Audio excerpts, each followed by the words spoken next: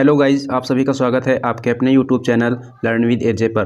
दोस्तों, आज की इस वीडियो में हम लोग देखेंगे प्रैक्टिस सेट नंबर 4। इससे पहले 3 प्रैक्टिस सेट करवाए जा चुके हैं। अगर आप लोगों ने अभी तक उन प्रैक्टिस सेट को नहीं देखा है तो वीडियोज के सेक्शन में जाकर आप उन प्रैक्टिस सेट को देख सकते हैं। तो चलिए दोस्तों, आज के इस सेशन को शुरू करते हैं और देखते हैं आज का पहला प्रश्न। आज का पहला प्रश्न है कि एक निश्चित राशि पर 7 महीने के लिए 4% वार्षिक साधारण ब्याज और समान राशि पर 15 महीने के लिए 6% वार्षिक साधारण ब्याज से 124 रुपये कम है, तो राशि बताइए।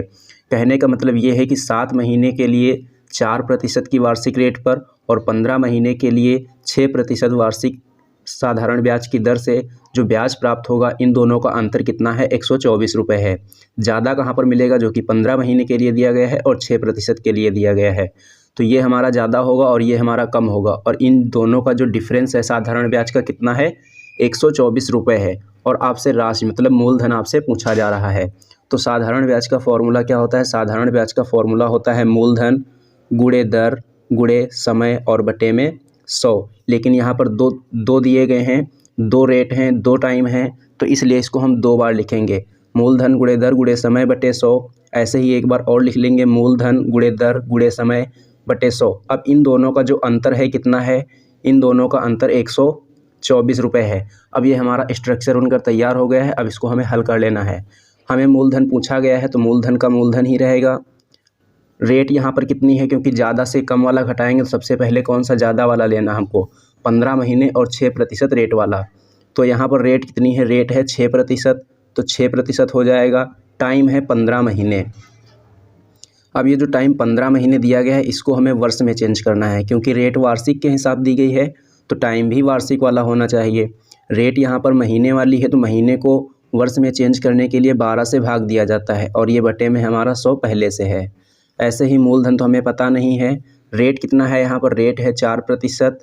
टाइम कितना है? टाइम है 7 महीने। तो 7 महीने है, इसको भी हम वर्ष में चेंज करेंगे, और ये 100 हमारा पहले से है। बराबर में कितना हो जाएगा? बराबर में हो जाएगा 124। देखिए यहाँ पर कितना हो जाएगा? 15 छक्का 90 पी। ये कितना हो जाएगा? 15 छक्का 90 पी, और बटे में कितना हो जाएगा? 1200। माइनस ये कितना हो जाएगा? 7 चौके 28 पी, और बटे में कितना हो जाएगा? 1200, और बराबर में आ जाएगा 124। 90 पी से 28 पी चला जाएगा तो कितना बचेगा? 62 पी। 62 पी बटे 1200 और बराबर 124। इसको 62 से एक बार काट देंगे, इसको 62 से 2 बार काट देंगे, तो पी बराबर कितना आ जाएगा? 2 गुणे 1200। पी बराबर 2400 रुपये। तो हमारा मूलधन कितना आ जाएगा? हमारा मूलधन आ जाएगा 2400 रुपये। सही जवाब होगा इसका ऑप्शन नंबर सी। प्रश्न नंबर 2 है कि ए, बी और सी एक व्यवसाय शुरू करते हैं। यदि उनके निवेश की अवधि 2:3:5 है और उनका लाभ 6:7:10 है, तो उनकी पूंजी का अनुपात ज्ञात कीजिए। हमें क्या ज्ञात करना है? हमें ज्ञात करना है पूंजी का अनुपात। सबसे पहले हमें ये ज़रूर देखना है कि हमसे पूछा क्या गया है। हमसे यहाँ पर पूंजी का अनुपात पूछा गया है। तो लाभ कैसे निकाला जाता है? जो लाभ निकलता है वह निकलता है पूंजी इंटू समय के अनुपात में। अगर हमें पूंजी निकालनी है तो कैसे निकालेंगे? अगर हमें पूंजी निकालनी है तो कैसे निकालेंगे? पूंजी अगर निकालनी है तो हम निकालेंगे लाभ बटे समय करके। पूंजी निकालनी है तो लाभ बटे समय करके निकालेंगे, और अगर लाभ निकालना है तो पूंजी इंटू समय करके निकालेंगे। हमसे पूंजी का अनुपात पूछा गया है। किसका अनुपात पूछा गया है? पूंजी का अनुपात पूछा गया। तो सबसे पहले हमें लाभ वाले को ऊपर लिखना है और समय वाले को उसके बटे में लिखना है। तो यहाँ पर 3 व्यक्ति हैं। कौन कौन से? ए, बी और सी। क्या पूछा गया है इनमें पूछा गया है पूंजी का अनुपात। तो पूंजी का अनुपात क्या हो जाएगा? लाभ बटे समय। तो सबसे पहले हमें लाभ का रेशियो देखना है। लाभ का रेशियो कितना है? 6:7:10 है। कितना है? 6:7:10। अब इनके बटे में क्या आएगा? इनके बटे में आएगा समय, और समय का अनुपात क्या है? समय यानी कि अवधि। अवधि का अनुपात कितना है? 2:3:5। तो 2:3:5। अब हमें क्या करना है? इनका अनुपात ज्ञात करने के लिए 2, 3 और 5। 2, 3 और 5 का क्या लेना है? एलसीएम लेना है। तो 2, 3 और 5 का क्या लेना है? 2, 3 और 5 का हमें एलसीएम लेना है। सभी यहाँ पर प्राइम नंबर हैं तो इनको हम गुणा करा लेंगे और एलसीएम हमें मालूम हो जाएगा। 2 गुणे 3 हो जाएगा 6, 6 गुणे 5 हो जाएगा 30। तो ये इनका हो जाएगा एलसीएम। अब एलसीएम से इन तीनों संख्याओं में गुणा करा देना है, यानी कि 6/2 × 30 अनुपात 7/3 × 30 अनुपात 10/5 × 30। 5 से काटेंगे 6 बार कट जाएगा, 3 से काटेंगे ये 10 बार कट जाएगा, 2 से काटेंगे ये 15 बार कट जाएगा। अब यहाँ पर 15 × 6 कितना हो जाएगा, 15 × 6 हो जाएगा 90, 7 × 10 कितना हो जाएगा 70, 10 × 6 कितना हो जाएगा 60। तो 0 से अभी 0 भी कट जाएगा, 0 0 0 कट गया, तो अनुपात कितना आ जाएगा 9:7:6। तो इनके इनके पूंजी का अनुपात क्या हो जाएगा, इनके पूंजी का अनुपात हो जाएगा 9:7:6। सही जवाब होगा इसका ऑप्शन नंबर ए। अगला प्रश्न है प्रश्न नंबर 3। इसमें आपको दिया गया है कि 6 संख्याओं में से पहली 5 संख्याओं का योग छठवीं संख्या का 7 गुना है। यदि उनका औसत 136 है तो छठवीं संख्या ज्ञात कीजिए। तो यहाँ पर आपको 6 संख्याओं में से पहली 5 संख्याओं का योग जो दिया गया है वह छठवीं संख्या का 7 गुना है, यानी इन 5 संख्याओं का योग छठवीं संख्या के योग से अनुपात क्या होगा। तो 5 संख्याओं का जो सम दिया गया है वो छठवीं जो संख्या है, यानी कि 5 संख्याओं का योग और बटे में छठी संख्या जो है कितना गुना है, 7 गुना है। अगर इन दोनों का योगफल करें तो कितना आएगा, इन दोनों का योगफल करें तो आ जाएगा 8। लेकिन हमें एग्जैक्ट जो योगफल है वो भी हमें जानना है सबसे पहले। तो सभी 6 संख्याओं का योग कितना हो जाएगा, 6 संख्याओं का योग। अगर हमें 6 संख्याओं का योग पता करना है तो नंबर्स और इनटू में उनका क्या रखेंगे, उनका रखेंगे औसत। तो नंबर्स हमारे पास कितने हैं 6 और औसत कितना है 136। यदि उनका औसत कितना 136 है तो 6 × 136 कर लेंगे तो ये हमारा क्या हो जाएगा, ये हमारा 6 संख्याओं का योगफल हो जाएगा। लेकिन यहाँ पर 6 संख्याओं का योगफल क्या है, 8 रेशियो में है।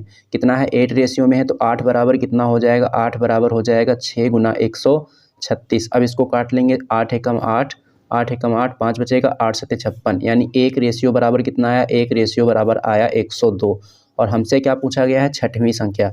और छठवीं संख्या कितने अनुपात के बराबर है, छठवीं संख्या 1 अनुपात के बराबर है, और 1 अनुपात बराबर आया है 102। इसका मतलब हो जाएगा कि छठी संख्या हमारी क्या है, 102। राइट आंसर होगा आपका ऑप्शन नंबर बी।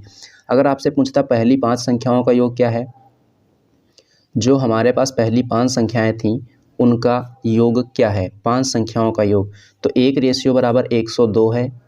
तो 5 संख्याओं का कितना रेशियो है, 5 संख्याओं के योग का रेशियो है 7। तो इसमें हम 7 से गुणा करा देते।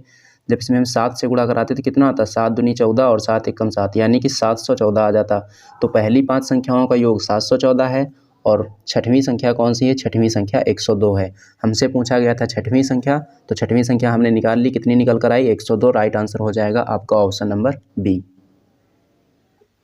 अगला प्रश्न है प्रश्न नंबर 4। इसमें आपको दिया गया है कि ए और बी एक काम को 10 दिनों में, बी और सी 15 दिनों में और सी और ए 20 दिनों में कर सकते हैं, तो सी अकेला उस काम को कितने दिनों में पूरा करेगा। मोस्ट इम्पॉर्टेंट क्वेश्चन है। तो यहाँ पर दो व्यक्ति एक साथ में काम कर रहे हैं। ए और बी जब एक साथ काम करते हैं तो काम 10 दिनों में हो जाता है, और वहीं पर जब बी और सी दोनों एक साथ काम करते हैं तो काम 15 दिनों में हो जाता है, और जब वही काम सी और ए साथ साथ में करते हैं तो काम 20 दिनों में पूरा हो जाता है। पूछा गया है सी अकेला इस कार्य को कितने दिन में करेगा। तो सबसे पहले हमें ये पता होना चाहिए कि अगर सी अकेला कार्य करेगा तो सी के अकेले की क्षमता कितनी है, कि सी अकेला एक दिन में कितना कार्य कर लेता है। तो इसकी क्षमता पता करने के लिए हमें क्या करना है, इन तीनों संख्याओं का एलसीएम लेना है। इन तीनों संख्याओं का एलसीएम कैसे लेते हैं, 10, 15 और 20 का प्राइम फैक्टर करके। जब इसका हम प्राइम फैक्टर करेंगे तो किससे कट जाएगा, 2 से कट जाएगा 5 बार, ये कटेगा नहीं, और ये 2 से कट जाएगा आपका 10 बार, और ये 5 से 1 बार कटेगा, ये 5 से 3 बार कटेगा, ये 5 से 2 बार कटेगा। फिर 2 से काटेंगे, 1 का 1 रहेगा, 3 का 3 रहेगा, 2 एकम 2 हो जाएगा। 3 से काटेंगे, 1 का 1 रहेगा, 3 एकम 3 हो जाएगा, 1 का 1 रहेगा। तो 2 × 5 10, 10 × 2 20, 20 × 3 60। तो इन तीनों संख्याओं का एलसीएम या लासा कितना आ जाएगा, 60 आ जाएगा। और ये जो 60 निकल कर आया है ये हमारा क्या होता है, ये जो है हमारा होता है टोटल वर्क। क्या होता है, टोटल कार्य हमारा यही होता है, यानी कुल कार्य हमारे पास कितना है, कुल कार्य हमारे पास 60 है। अब इसी को करना है सी को अकेले, तो अकेले सी की क्षमता पता कर लेंगे। सबसे पहले 60 में 10 से भाग देंगे 6 आएगा, 60 में 15 से भाग देंगे 4 आएगा, 60 में 20 से भाग देंगे तो 3 आएगा। अब यहाँ पर देखो ये जो 6 निकल कर क्षमता आई है ये ए और बी दोनों की है। बी और सी की कितनी है, बी और सी दोनों की मिलाकर 4 है। सी और ए दोनों की मिलाकर कितनी है, 3 है। अगर हम बात करें इन तीनों की कुल क्षमता कितनी होगी, इन तीनों की कुल क्षमता होगी, इनको जोड़ लेंगे, 2 से भाग दे देंगे। 2 से भाग क्यों देंगे, क्योंकि यहाँ पर सभी लोग 2-2 बार आए हैं। ए भी 2 बार है, बी भी 2 बार है और सी भी 2 बार है। तो 6 और 4 10, 10 और 3 13, 13/2 करेंगे तो ये किसकी क्षमता हो गई है, तीनों की क्षमता होगी। लेकिन हमें सिर्फ अकेले किसकी पता करनी है, अकेले सी की पता करनी है। तो अकेले सी की क्षमता पता करने के लिए 13/2 में से क्या घटा दें, 13/2 में से ए और बी की अगर क्षमता घटा दें, यहाँ से अगर ये हटा देंगे तो क्या बचेगा, सी ही बचेगा। इसका मतलब है कि 13/2 में से ए और बी की क्षमता को घटाना है। ए और बी की क्षमता कितनी है, 6, तो इसमें से हम 6 घटा देंगे तो कितना आ जाएगा, 6 दूनी 12, 13 में से 12 जाएगा, कितना बचेगा 1, यानी कि 1/2। अब ये जो हमारा 60 कार्य था, टोटल वर्क कितना था, टोटल वर्क 60 ही था और इसी कार्य को करना है किसे, सी को। तो सी किस क्षमता से करता है, 1/2 की क्षमता से करता है। तो ये कितना हो जाएगा, 60 × 2/1, 60 × 2 यानी कि 120 दिन। तो ये कार्य कितने दिन में समाप्त करेगा, अगर अकेले सी करता है, अगर अकेले सी इस कार्य को करता है तो कार्य समाप्त होगा 120 दिनों में।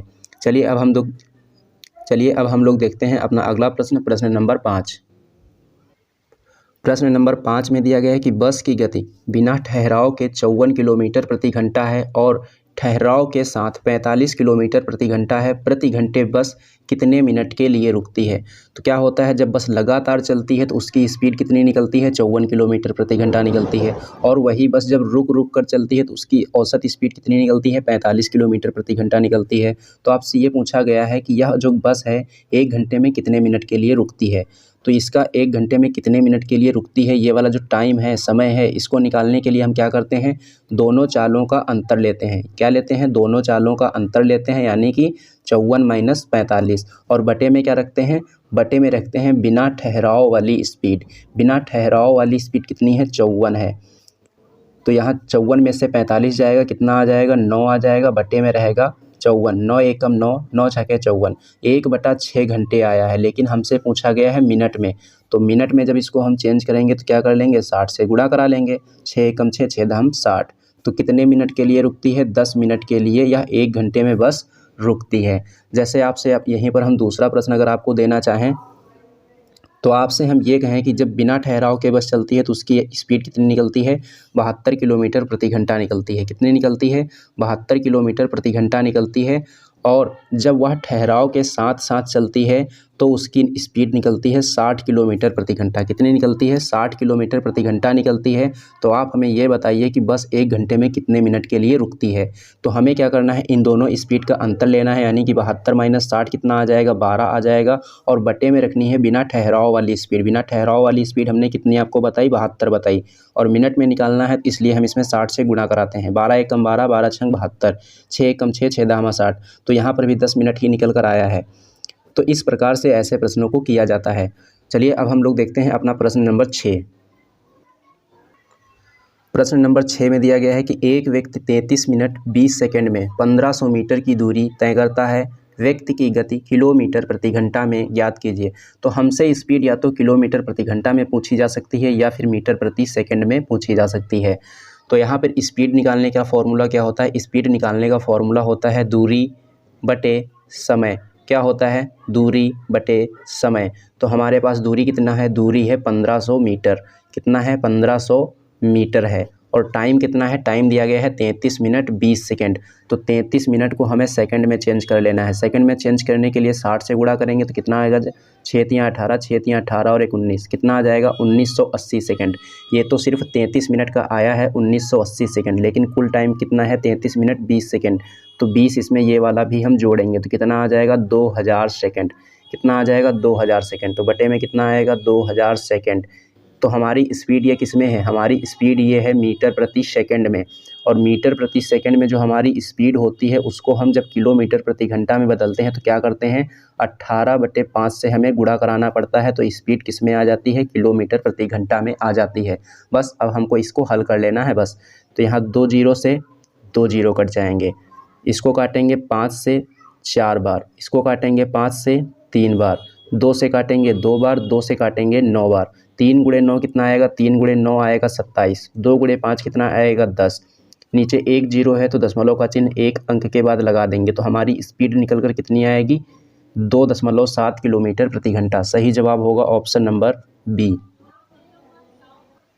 अगला प्रश्न है प्रश्न नंबर 7। इसमें दिया गया है कि 6 अंकों की एक संख्या है जो कि 537 एक्स वाई और 5 है, 125 से विभाजित है। तो 6 अंकों की ऐसी कितनी संख्याएं हैं।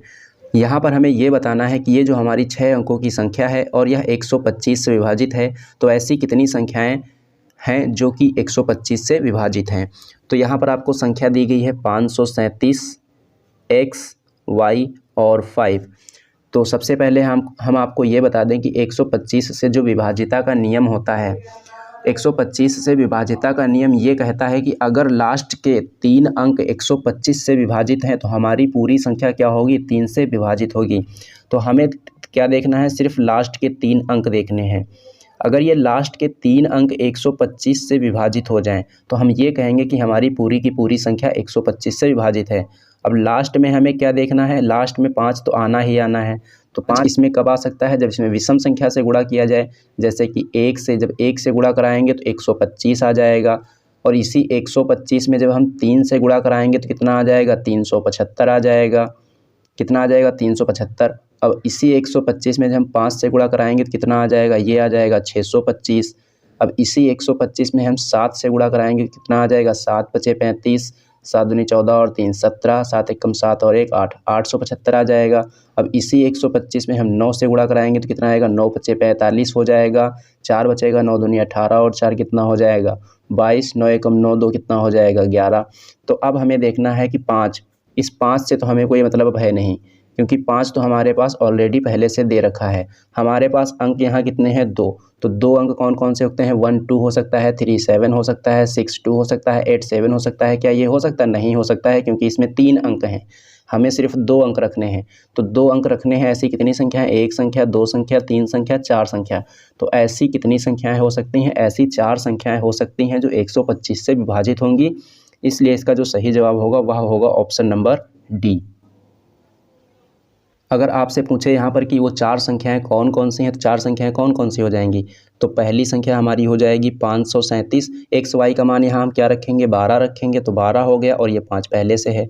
दूसरी संख्या अगर पूछे तो 537। अब यहाँ पर एक्स वाई का मान क्या रखेंगे, हम 37 रखेंगे, 37 रख दिया। तीसरी संख्या अगर पूछे तो कौन सी होगी, तीसरी संख्या यहाँ 62 हमें रखना पड़ेगा। तो 537 62 रखेंगे और 5 पहले से ऑलरेडी दे रखा है। चौथी संख्या कौन सी होगी, चौथी संख्या 87 रखना पड़ेगा, यानी कि 537 87 और 5। अब आप इन सभी संख्याओं को 125 से भाग देकर देखिए, ये सभी संख्याएं 125 से पूर्णतः विभाजित होंगी। और यही हमसे पूछा गया था कि कितनी ऐसी संख्याएं हैं, तो ऐसी सिर्फ और सिर्फ कितनी हैं, 4 संख्याएं हैं। अगला प्रश्न है प्रश्न नंबर 8। इसमें आपको दिया गया है कि एक वर्ग की भुजा में 20% की कमी की जाती है, इसके क्षेत्रफल में प्रतिशत कमी क्या होगी। तो ये आपको वर्ग की भुजा है। तो वर्ग का क्षेत्रफल क्या होता है, वर्ग का क्षेत्रफल होता है भुजा का स्क्वायर। हम आपको क्यों बता रहे हैं, अभी आपको समझ में आ जाएगा।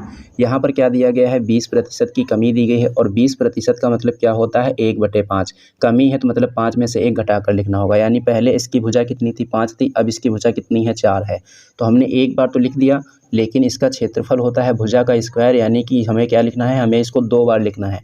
तो 5 से 4 एक बार और लिखेंगे। बस यही बताने का मतलब था। इसको बताने का मतलब क्या था कि इसको हमें 2 बार लिखना है। 5 गुना 5 कितना होगा, 25। 4 गुना 4 कितना होगा, 16। तो पहले इसका क्षेत्रफल कितना था, 25। अब इसका क्षेत्रफल कितना हो गया, 16। क्षेत्रफल कितना घट गया, क्षेत्रफल 9 घट गया। प्रतिशत कमी निकालने के लिए बटे में रखेंगे 25 और गुणे में रखेंगे 100। 25 से कम 25, 25 चौको 100, 9 गुणे 4 कितना हो जाएगा, 36%। तो वर्ग के क्षेत्रफल में कितने प्रतिशत की कमी आएगी, 36% की कमी आएगी। सही जवाब होगा ऑप्शन नंबर सी। वैसे आप इसको एक तरीके से और कर सकते हैं, जैसे कि हमने आपको क्या बताया था, a + b - ab बटे में 100।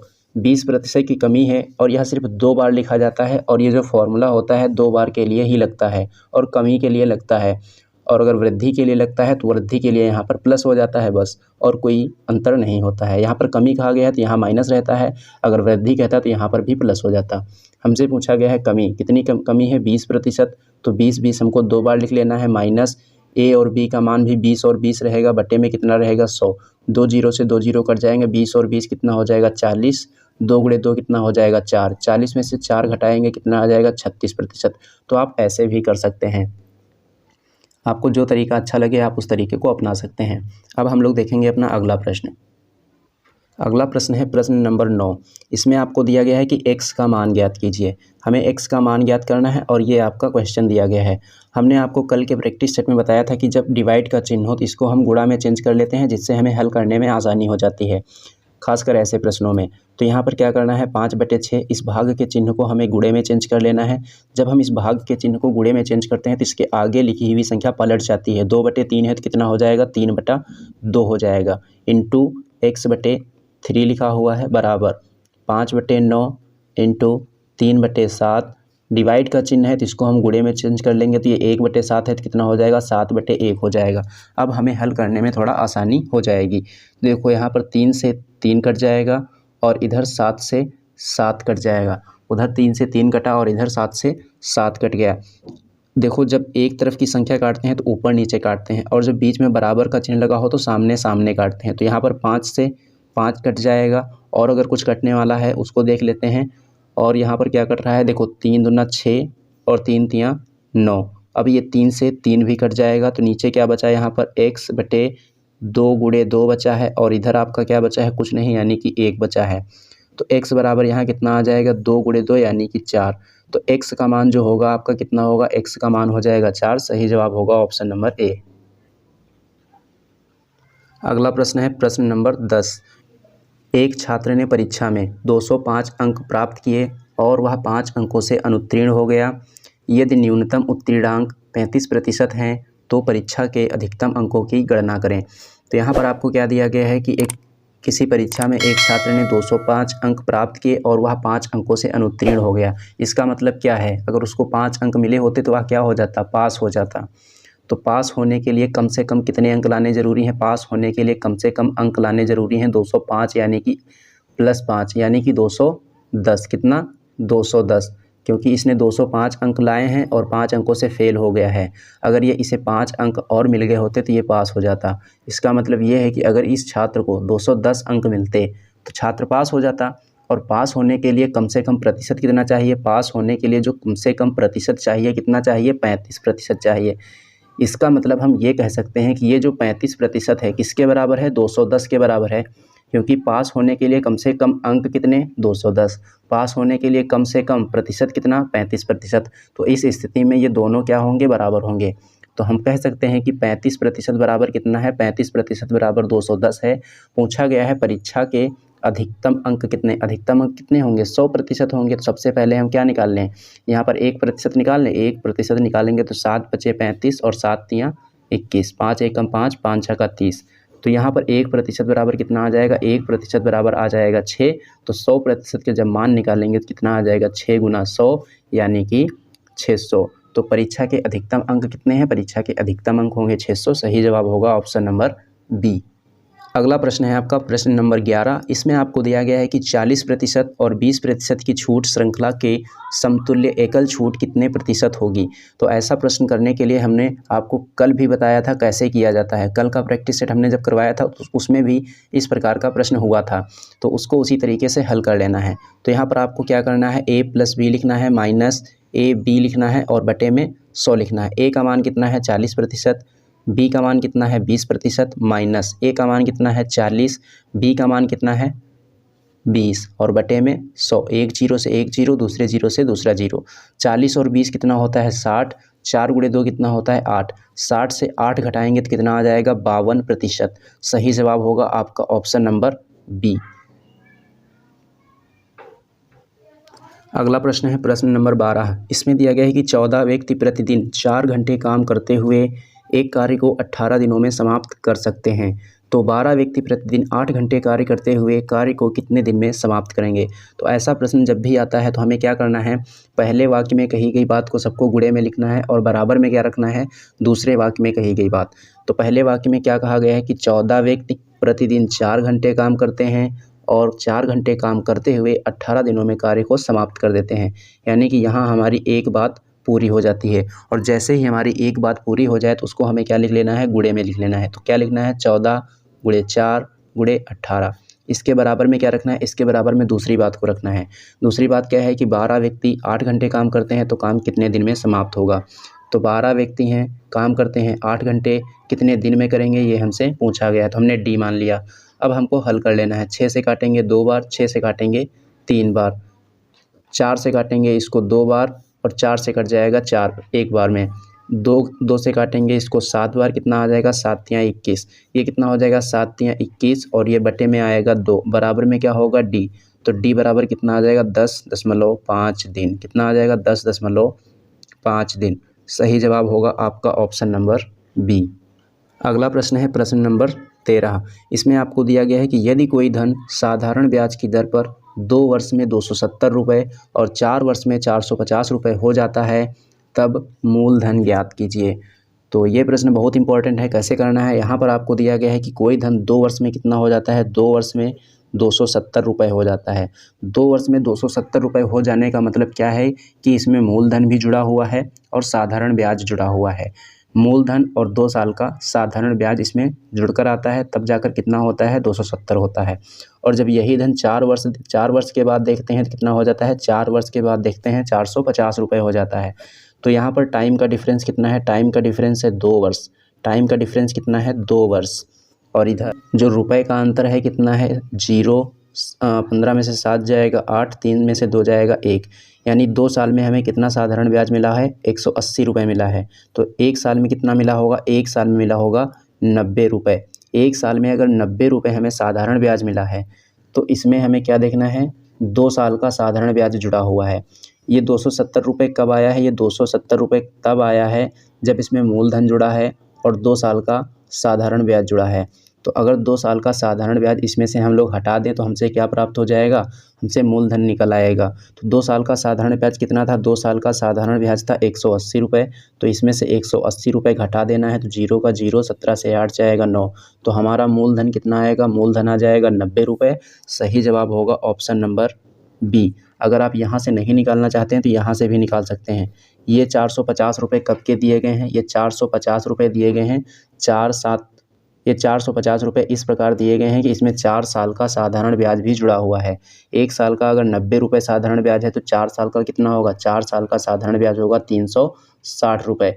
अगर 360 इसमें से घटाएंगे तब भी कितना आएगा, 90 रुपये ही आएगा। तो मूलधन तो बराबर ही रहेगा। तो इसीलिए आपका सही जवाब क्या होगा, ऑप्शन नंबर बी होगा। अगला प्रश्न है प्रश्न नंबर 14। इसमें आपको दिया गया है कि एक ट्रेन एक निश्चित चाल से 108 किलोमीटर की दूरी तय करती है। यदि इसकी चाल में 18 किलोमीटर प्रति घंटा की वृद्धि कर दी जाए तो वह समान दूरी को तय करने के लिए 18 मिनट कम समय लेती है। ट्रेन की वास्तविक गति किलोमीटर प्रति घंटा में क्या है। तो यहाँ पर टाइम डिफरेंस कितना हुआ है, टाइम डिफरेंस हो गया है 18 मिनट का। समय अंतराल कितना निकला है, समय अंतराल यहाँ पर 18 मिनट का निकला है। ये समय अंतराल 18 मिनट क्यों निकला, क्योंकि आपकी स्पीड कितनी बढ़ा दी गई है, 18 किलोमीटर प्रति घंटा बढ़ा दी गई है। तो इस प्रश्न को कैसे करना है, इस प्रश्न को करने के लिए हमें क्या करना है, एक फॉर्मूला याद रखना है। दूरी बराबर क्या रखना है, स्पीड 1 इंटू स्पीड 2 और बटे में क्या रखना है, इन स्पीड का अंतर रखना है। क्या रखना है, ये जो स्पीड दी गई हैं इनका अंतर रखना है, यानी कि S1 और S2 का डिफरेंस रखना है। और इंटू में क्या रखना है, इंटू में रखना है टाइम। तो डिस्टेंस हमारी कितनी दी गई है, 108 किलोमीटर है, तो 108 किलोमीटर हमने रख लिया। स्पीड 1 हमको नहीं पता है, यानी कि हमने x माना। स्पीड 2 क्या हो गई है, इसमें 18 किलोमीटर प्रति घंटा की वृद्धि कर दी गई है। तो अंतर कितने का आएगा, अंतर आएगा 18 किलोमीटर का प्रति घंटा का। और टाइम कितना दिया गया है, टाइम आपको दिया गया है 18 मिनट दिया गया है। तो इसको हम घंटे में चेंज करेंगे 60 से भाग देकर। बस अब हमें इसको हल कर लेना है। 18 से 18 कट जाएगा और ये 60 का इसमें गुणा हो जाएगा। 60 का जब इसमें गुणा होगा 108 में तो कितना होगा, 108 गुणा 60 बराबर x इंटू एक्स प्लस 18। तो यहाँ पर जब 60 से गुणा कराएंगे कितना आएगा, 6 × 8 = 48 और 6 एकम 6, 6480 x प्लस 18। तो यहाँ पर जब हम क्या करेंगे, इसको आगे सॉल्व करेंगे तो यहाँ पर द्विघात समीकरण प्राप्त होगी।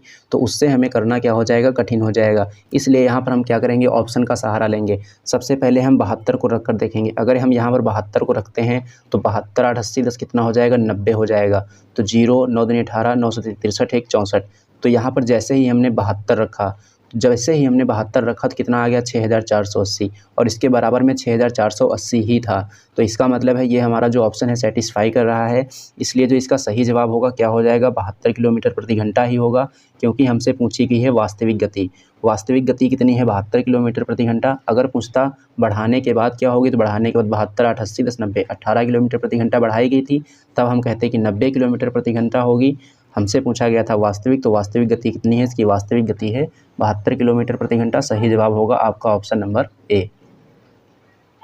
चलिए अब हम लोग देखते हैं अपना प्रश्न नंबर 15। इसमें आपको दिया गया है कि पिताजी माताजी से 7 वर्ष बड़े हैं एवं माताजी की वर्तमान आयु पुत्री की आयु का 3 गुना है और पुत्री की वर्तमान आयु 10 वर्ष है। पुत्री के जन्म के समय पिताजी की आयु क्या थी। तो यहाँ पर कौन कौन है, 3 लोग हैं। कौन कौन लोग हैं, पिताजी हैं, माताजी हैं और कौन है, और यहाँ पर पुत्री हैं। और पुत्री की आयु कितनी दी गई है, पुत्री की आयु यहाँ पर दी गई है 10 वर्ष, तो हमने रख लिया यहाँ पर 10 वर्ष। अब माता की आयु कैसे पता करें, यहाँ पर आपको एक लाइन दी गई है कि माता जी की जो वर्तमान आयु है वह पुत्री की आयु का कितना है, 3 गुना है। तो 10 का 3 गुना करेंगे कितना आएगा 30। माता जी की आयु पता हो गई। अब पिताजी की आयु कैसे पता करें, तो यहाँ पर आपको एक पॉइंट और दिया गया है कि पिताजी की जो आयु है वह माता जी से 7 वर्ष ज़्यादा है, यानी कि पिताजी जो हैं माता जी से 7 वर्ष बड़े हैं। तो माता जी अगर 30 वर्ष की हैं तो पिताजी कितने वर्ष होंगे, 37 वर्ष के होंगे। अब हमें क्या देखना है कि हमसे क्या पूछा गया है। पूछा गया है कि पुत्री के जन्म के समय पिताजी की आयु क्या थी। तो पुत्री आज कितने वर्ष की है, 10 वर्ष की है। इसका मतलब कि इसका जो जन्म हुआ है 10 वर्ष पहले हुआ है, और पिताजी की आयु हमसे क्या पूछी गई है, जन्म के समय ही पूछी गई है। तो इसमें से हम क्या करेंगे, 10 को घटा देंगे तो कितना आ जाएगा, ये आ जाएगा आपका 27 वर्ष। कितना आएगा, 27 वर्ष। इसलिए सही जवाब होगा इसका ऑप्शन नंबर ए। तो आपको प्रश्न को ध्यान से पढ़ना है, नहीं तो आप इसको टिक करके अगर चले आएंगे तो आपका प्रश्न क्या होगा, गलत हो जाएगा। तो आपको पहले प्रश्न को ध्यान से पढ़ लेना है कि हमसे क्या पूछा गया है, उसी हिसाब से हमें प्रश्न का जवाब देना रहता है।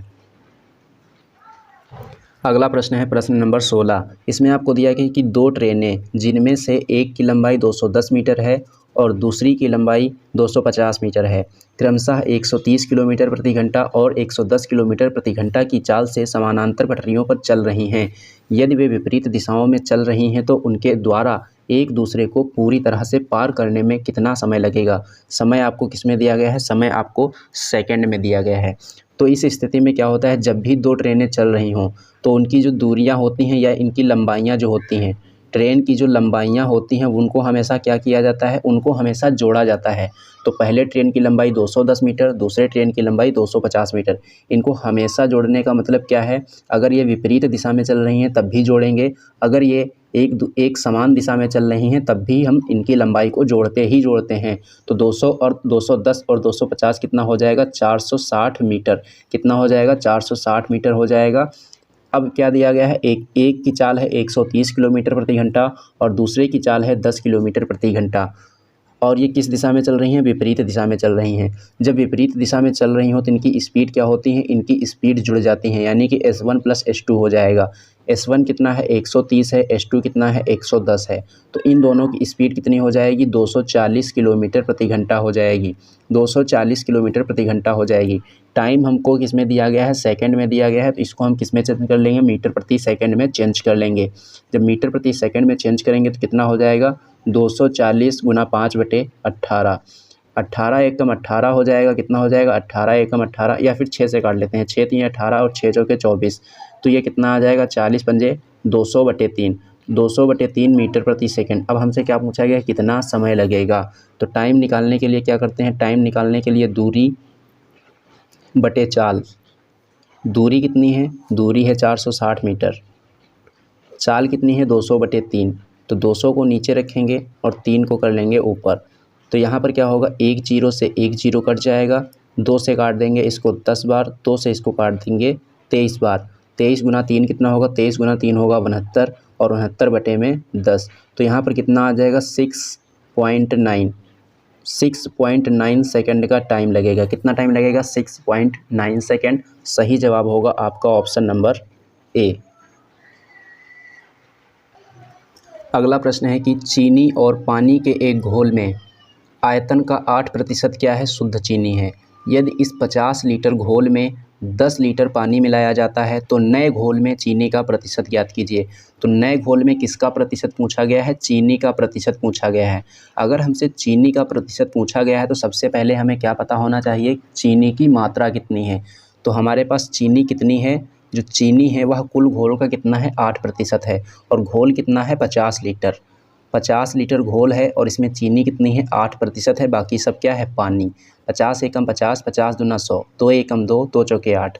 तो यहाँ पर चीनी कितनी हो जाएगी? चीनी हो जाएगी 4 लीटर या 4 केजी कह सकते हैं, क्योंकि मात्रा लीटर में दी गई है तो कहेंगे 4 लीटर है। चीनी कितनी घुली हुई है? 4 लीटर घुली हुई है। अब पूछा गया है चीनी का प्रतिशत। नए घोल में चीनी का प्रतिशत पूछा गया है, ना कि पहले वाले घोल में। पहले वाले घोल में तो प्रतिशत दिया ही गया है, कितना? 8%। लेकिन हमसे पूछा गया है नए घोल में चीनी का प्रतिशत।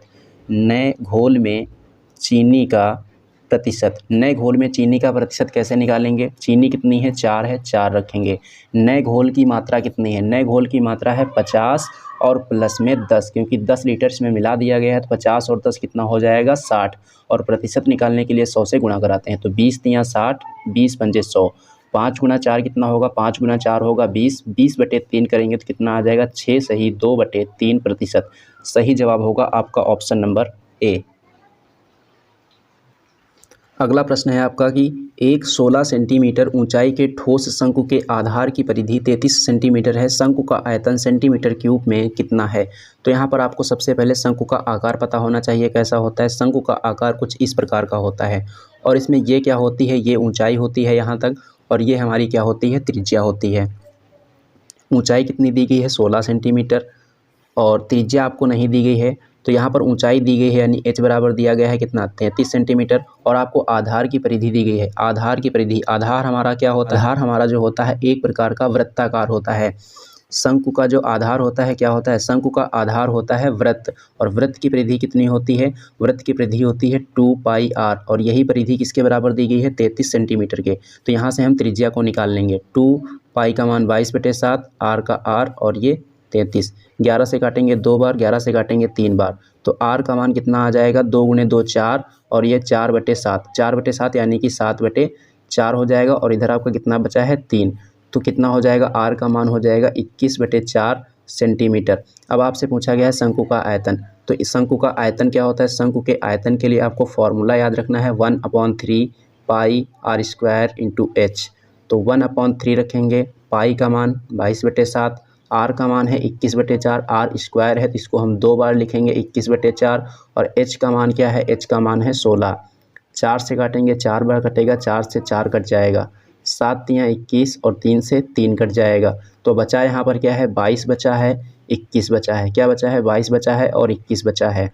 जब इसको गुणा कराएंगे तो कितना आएगा? 21 दूना 42, 21 दूना 42, 42 का हो जाएगा 2, कैरी आएगा 4, 21 दूना 42, 42 और 4 कितना हो जाएगा? 462, 462 सेंटीमीटर क्यूब। तो शंकु का आयतन कितना हो जाएगा? शंकु का आयतन हो जाएगा 462 सेंटीमीटर क्यूब। सही जवाब होगा ऑप्शन नंबर सी। अगला प्रश्न है प्रश्न नंबर 19। इसमें आपको दिया गया है कि रमन एक कार्य को 5 दिनों में पूरा कर सकता है, जतिन उसी कार्य को 7 दिनों में पूरा कर सकता है, और सचिन उसी कार्य को 9 दिनों में पूरा कर सकता है। यदि वे एक साथ कार्य करते हैं और उन्हें 2860 रुपये का भुगतान किया जाता है, तब रमन का हिस्सा क्या है? तो यहाँ पर आपसे क्या पूछा गया है? रमन का हिस्सा पूछा गया है। किसमें? टोटल मजदूरी में। ये जो 2860 रुपये मिले हैं, इसमें रमन का हिस्सा क्या है? तो यहाँ पर रमन का हिस्सा पता करने के लिए सबसे पहले हमें क्या पता होना चाहिए? रमन की कार्य क्षमता पता होनी चाहिए कि वह एक दिन में कितना कार्य करता है। तो इसकी कार्य क्षमता पता करने के लिए हमें क्या करना है? 5, 7 और 9, 5 दिन, 7 दिन और जो ये 9 दिन है, इन सभी संख्याओं का हमें क्या लेना है? लासा लेना है। तो 5 किसके लिए था? रमन के लिए। 7 किसके लिए था? जतिन के लिए। और 9 किसके लिए था? 9 था ये 9 आपका किसका है? सचिन के लिए। किसके लिए? सचिन के लिए। और रमन का हिस्सा पूछा गया है। तो इन तीनों संख्याओं का लासा क्या हो जाएगा? इन तीनों संख्याओं का लासा हो जाएगा 5 × 7 × 9। ऐसा क्यों? क्योंकि ये तीनों नंबर कैसे हैं? तीनों नंबर प्राइम नंबर नहीं है, लेकिन फिर भी इनका क्या होगा? इनका लासा जो होगा 5 × 7 × 9 होगा। क्योंकि इसमें किसी भी संख्या में कुछ कॉमन नहीं है। तो जब हम 5 × 7 × 9 में 5 से भाग देंगे कितना आ जाएगा? 7 × 9 यानी कि 63। जब 7 से भाग देंगे तो कितना आ जाएगा? 5 × 9 यानी कि 45। जब 9 से भाग देंगे तो कितना आ जाएगा? 5 × 7 = 35 आ जाएगा। तो इनकी कार्य क्षमता का अनुपात कितना है? इनकी कार्य क्षमता का अनुपात है 63, 45, 35। और इनका जब योगफल करेंगे तो ये किसके बराबर आएगा? ये इसके बराबर हमें रखना पड़ेगा। 5 5 10, 10 और 3 13, 13 का 3 कैरी आएगा 1, 3 और 1 4, 4 और 4 8, 8 और 6 14। तो 143 बराबर कितना है? 143 बराबर 286 है। 143 एकम 143 और 143 का डबल होता है 286, यानी कि ये 2 बार कट जाएगा। तो 1 बराबर कितना आया है? 20। पूछा गया है रमन का हिस्सा, तो रमन की कार्य क्षमता कितनी है? रमन की कार्य क्षमता है 63। तो इसमें हम लोग क्या करेंगे? 20 में 63 से गुणा करा देंगे। कितना आएगा? 2 3 6, 2 6 12, यानी कि 1260। तो रमन को कितने रुपए मिलेंगे? 1260 रुपये मिलेंगे। अगर आपसे पूछता है जतिन को कितने मिलेंगे? 45 से गुणा करा देते 20 में, कितना आ जाता? 900 रुपये। अगर आपसे पूछता है कि इसमें सचिन को कितने मिलेंगे? सचिन को मिलते 35 दूना 70, यानी कि 700 रुपये, क्योंकि जतिन की कार्य क्षमता है 35 और यह उसी हिसाब से कार्य करता है। तो 35 गुणे 20 करते कितना आता? 700। तो सचिन का हिस्सा 700, जतिन का हिस्सा 900, रमन का हिस्सा 1260।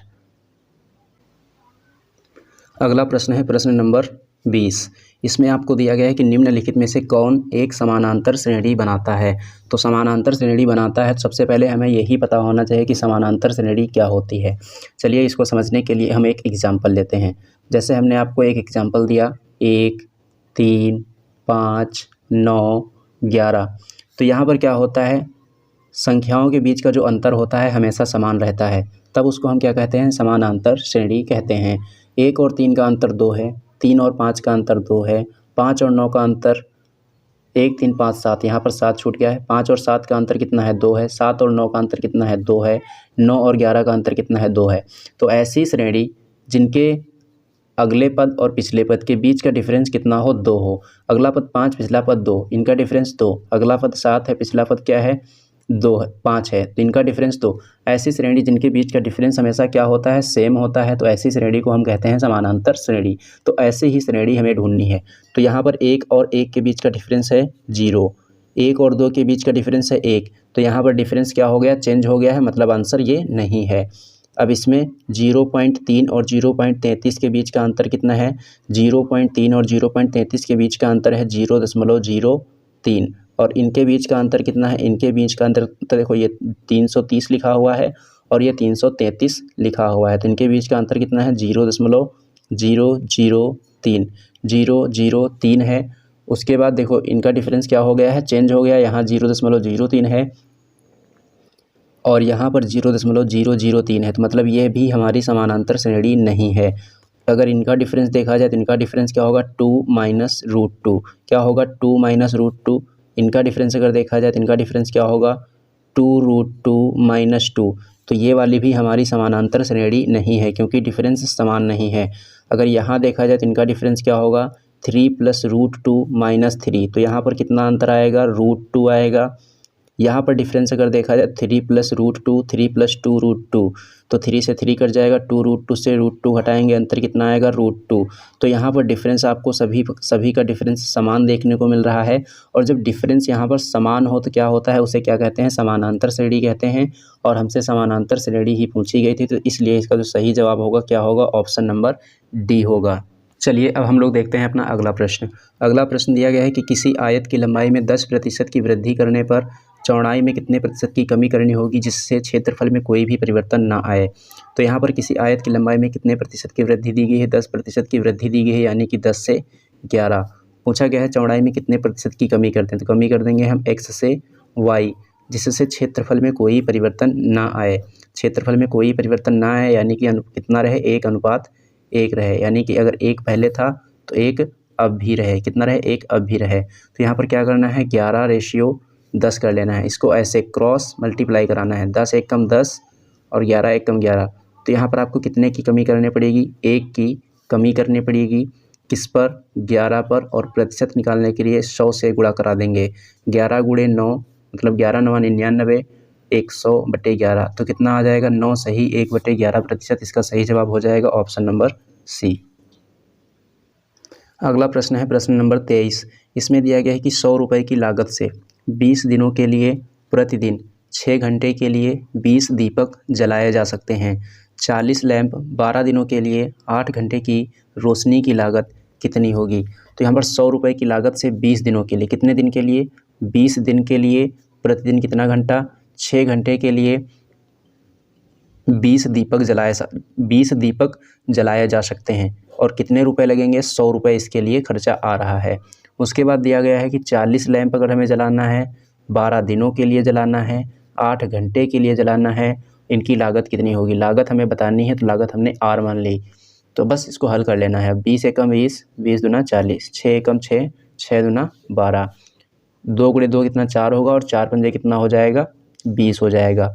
5 से काटेंगे इसको 2 बार, बचेगा यहाँ 20, तो R बराबर कितना आ जाएगा, 20 गुणे 8, कितना आ जाएगा, 20 गुणे 8 कितना हो जाएगा, 160 रुपये। ये सही जवाब हो जाएगा आपका ऑप्शन नंबर बी। तो ऐसा प्रश्न जब भी आए तो इसको आप इस तरीके से कर सकते हैं। बटे में हमेशा रुपए रखना है, बाकी सबको कहाँ रखना है, बाकी सबको ऊपर रखा जाता है और जितने रुपए मिले या जितने रुपए लगे उसको बटे में रखा जाता है। अब हम लोग देखेंगे अपना अगला प्रश्न, प्रश्न नंबर 24। प्रश्न नंबर 24 में आपको दिया गया है कि 120 को 3 भागों में इस प्रकार बांटा गया है कि प्रथम भाग द्वितीय भाग से 5 अधिक है एवं तीसरे भाग के साथ इसका अनुपात 8:9 है। तो दूसरा भाग क्या है।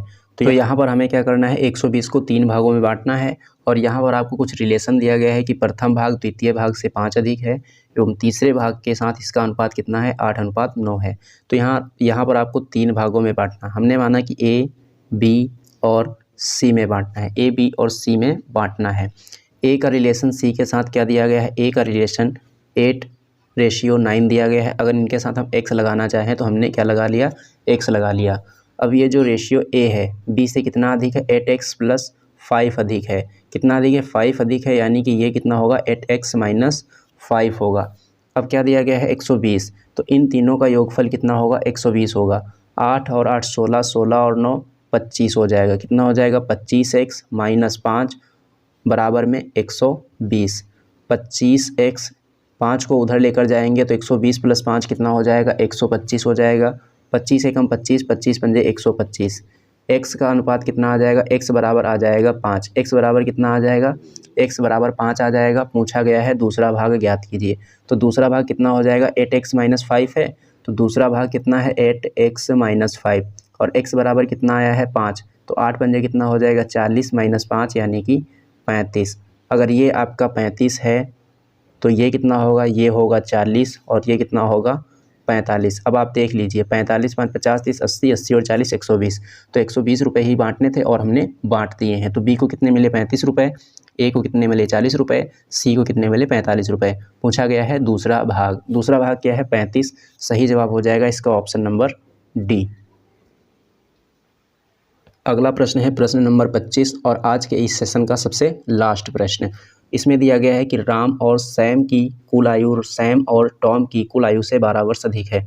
तो यहाँ पर क्या दिया गया है, जो राम और सैम की आयु है, राम और सैम की जो आयु है वह सैम और टॉम की कुल आयु से कितना वर्ष अधिक है, 12 वर्ष अधिक है। पूछा गया है टॉम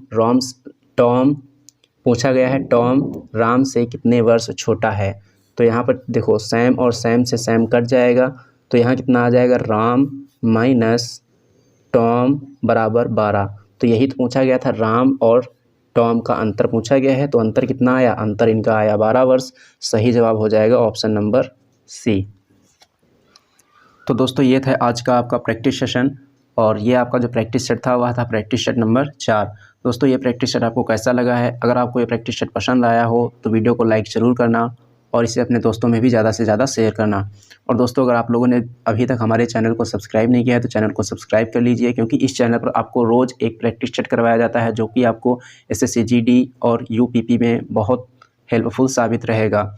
तो इसीलिए आपसे रिक्वेस्ट है कि आप इस चैनल को सब्सक्राइब कर लीजिए और इसे अपने दोस्तों से भी सब्सक्राइब करवा लीजिए। चलिए दोस्तों, अब मिलते हैं एक नेक्स्ट वीडियो में।